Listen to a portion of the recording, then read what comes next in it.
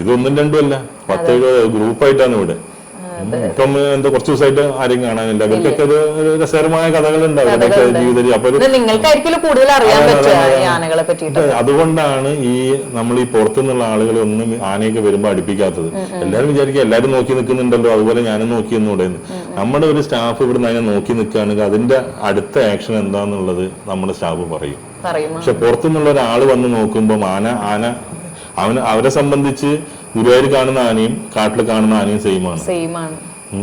പക്ഷെ ഈ നമ്മുടെ ആനയ്ക്ക് അവരുടെ ഓരോ ചലനത്തിലും ഓരോ അർത്ഥങ്ങളുണ്ട്, അതിന് ഓരോ വാർണിങ്സ് ഉണ്ട്, എല്ലാ കാര്യങ്ങളും ഉണ്ട്. ഇത് പുറമേയുള്ള ആളുകൾക്ക് അറിയില്ല. എക്സ്പീരിയൻസ് ആണ് നമ്മളെല്ലാം ഇതൊക്കെ പഠിച്ച് മനസ്സിലാക്കുന്നത്. ആന ആദ്യം ഒന്ന് കാല് നിലത്തിട്ട് ചവിട്ടും, നമ്മളെ ദൂരത്തുനിന്ന് നോക്കുകയാണെങ്കിൽ ആ ചവിട്ടും, അതിന്റെ ചെവി അനക്കാതിരിക്കുന്നതും, അതിന്റെ തുമ്പിക്കൈ പൊക്കുന്നതും, ഇതൊക്കെ ഓരോ സിഗ്നലാണ്.